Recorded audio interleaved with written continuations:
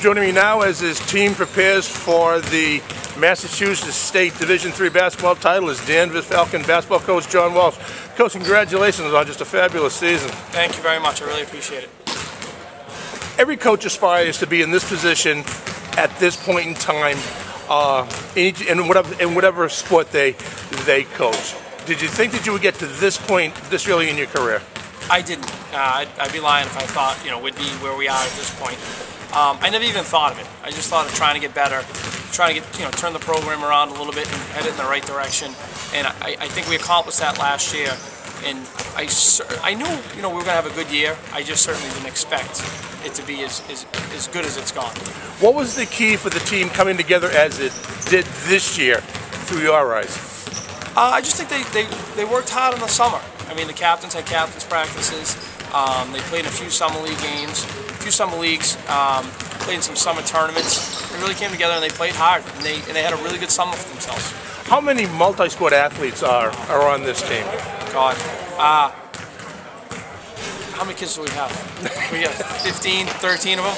So yeah, it is. I mean, I'm sure you're alluding to the fact that here most of them basketball is the second sport. You got Eric and Johnny and George and those kids. Their first sports are something other than basketball. But they did buy in this summer, and they didn't miss many basketball games. If something conflicted, it would alternate. It wouldn't always be the other sport. So I think that was a big factor in the turnaround. That's really important for a young guy who's looking at doing very well in a couple of different sports, and being able to, as you said, find that balance where you can still play both, even when one is really out of season. Absolutely. That is, having that balance where, in the summer, instead of just going to soccer all the time, you split it with basketball and soccer. And maybe in the past it was, always the other sport. So it's been a pretty big thing for us this year. Coach, this year it's been a season of a few close games for you, one close game in the tournament, but you guys have been able to jump out on top of most of the teams you've played and held them at arm's length for the entire game. Secret to success for that? Well, we've just gotten out and we've been able to defend pretty good. Our points were coming off defense, so when we were able to jump out to some pretty good leads, I think we were able to put pressure on other teams, and you can take some more chances, and we were able to increase leads. So you look to run first and play set-up basketball second? Yeah, we would like to run anytime we can. And of course, having the big guy in the middle, but a lot of teams don't have, gives you that advantage when you have to go set. Right. It gives you a postman to work off of. Yeah, it helps both ways. On the defense, it helps you can take more chances. Because George, he alternates shots when he doesn't even know, just by his mere presence of being there, being 6'7".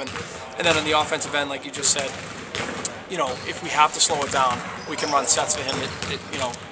His ability, his height really works. As you prepare through the tournament, most coaches have to look ahead, because if you get the chance to continue, you have to have an idea of who you're going to be playing and begin to strategize for several different potential opponents in a game ahead. What have you learned about St. Joseph's? We went and saw them yesterday. Extremely athletic, extremely well coached. They got shooters, they got decent size, and I think I already mentioned it, they're very athletic. So they've won 2 state titles in the recent past, so they've been there.